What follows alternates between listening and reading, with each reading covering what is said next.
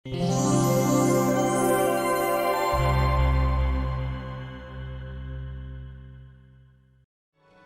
hadirin yang dirahmati Allah Subhanahu wa taala,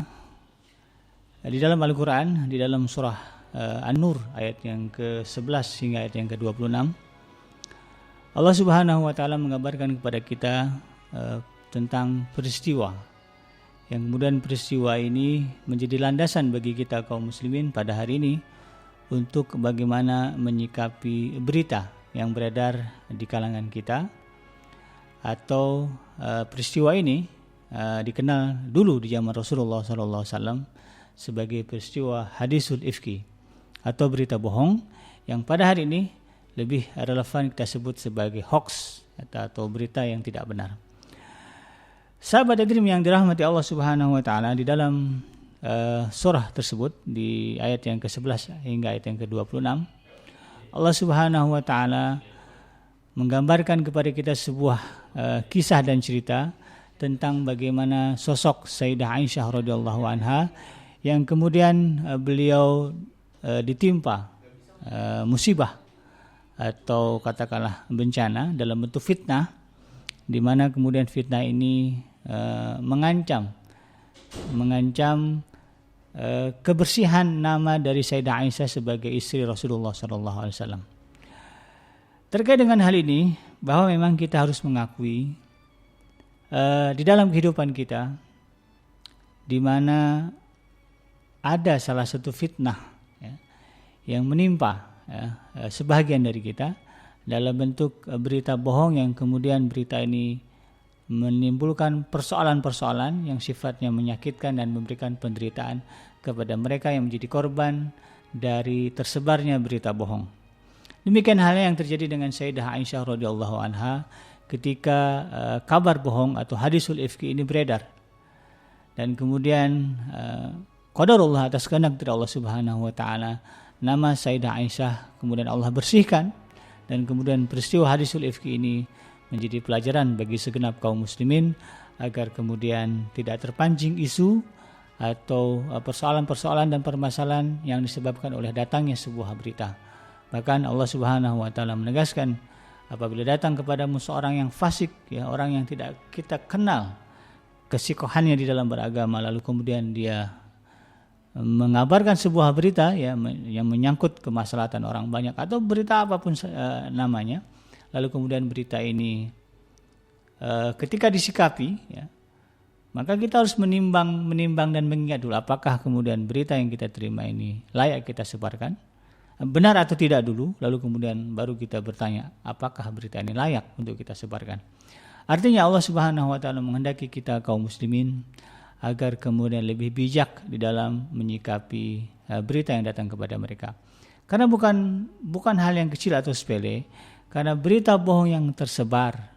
kepada masyarakat luas, apalagi jika kemudian berita ini menyangkut nama seseorang yang kemudian mempengaruhi reputasi, mempengaruhi kredibilitas seseorang di hadapan masyarakat, maka kemudian ini akan berubah menjadi fitnah yang menyakitkan bagi mereka yang kemudian namanya tersebar dan beredar di dalam berita bohong yang beredar di masyarakat. Sahabat hadirin yang dirahmati Allah Subhanahu wa taala, makna dari fitnah adalah cobaan sebetulnya, cobaan atau ujian. Dan fitnah ini dalam artian cobaan dan juga fitnahan datang kepada manusia, datang kepada orang-orang yang beriman kepada Allah Subhanahu wa taala dalam bentuk yang beragam. Dan salah satunya adalah datang dalam bentuk berita bohong atau berita yang kemudian karena kebohongannya menimbulkan keburukan, salah satu adalah pencemaran nama baik, atau juga mungkin sikap atau katakanlah perlakuan yang timbul setelah berita bohong itu beredar di tengah masyarakat. Dan tentu ini, sahabat hadirin sekalian yang dirahmati Allah Subhanahu wa taala, merupakan sesuatu yang dalam tanda kutip adalah kejahatan yang juga bernilai dosa di sisi Allah Subhanahu wa taala. Terkait dengan hal ini, jika Anda sahabat hadirin sekalian yang dirahmati Allah Subhanahu wa taala, ketika misalnya Anda diuji oleh Allah Subhanahu wa taala dengan mendapatkan fitnah dalam bentuk nama Anda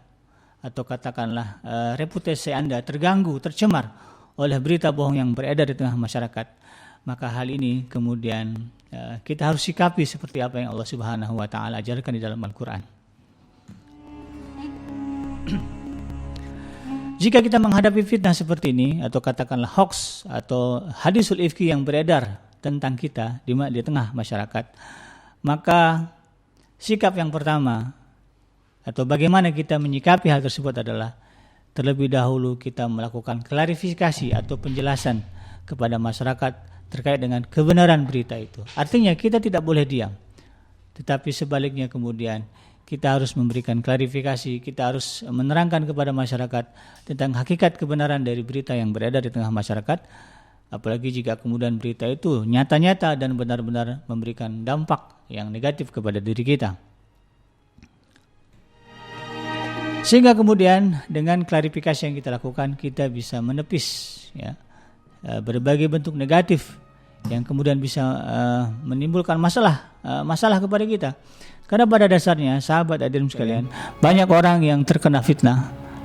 yang begitu menyakitkan dalam waktu yang lama, lalu kemudian mereka tidak mampu menyikapinya dengan benar, dengan cara yang dibimbing oleh Allah Subhanahu wa taala dalam Al-Qur'an dan juga sunnah, maka kemudian tidak sedikit di antara mereka yang terjebak ke dalam masalah keputusasaan yang kemudian membimbing mereka kepada perbuatan dosa yang sifatnya melampaui batas. Tidak sedikit di antara mereka yang kemudian memutuskan mengakhiri hidup ketika namanya sudah jelek dan buruk di tengah masyarakat karena beredarnya berita bohong atau hoax yang menyangkut nama baik mereka. Bila kita kemudian dirasa tidak mampu memberikan penjelasan sendiri begitu atau katakanlah kita tidak sanggup mengcounter berita-berita yang tidak benar tentang diri kita, maka langkah selanjutnya atau langkah lain yang bisa Anda lakukan adalah dengan meminta bantuan dan pertolongan pihak ketiga atau orang lain yang katakanlah memiliki reputasi nama baik di tengah masyarakat, lalu kita minta kepada beliau, mungkin guru kita, mungkin tokoh masyarakat yang ada di tengah-tengah kita minta kepada mereka, kita jelaskan duduk persoalannya, kita jelaskan bagaimana status kebenaran dari berita yang beredar di tengah-tengah masyarakat. Kalau misalnya itu berita bohong, berita tidak benar, kita minta kepada mereka untuk juga kemudian membantu meluruskan kebohongan-kebohongan itu agar kemudian masyarakat bisa mengetahui kebenaran tentang berita yang beredar di tengah-tengah mereka. Dan seandainya jika kita kemudian tidak mampu mencari orang untuk kemudian mengklarifikasi, membantu kita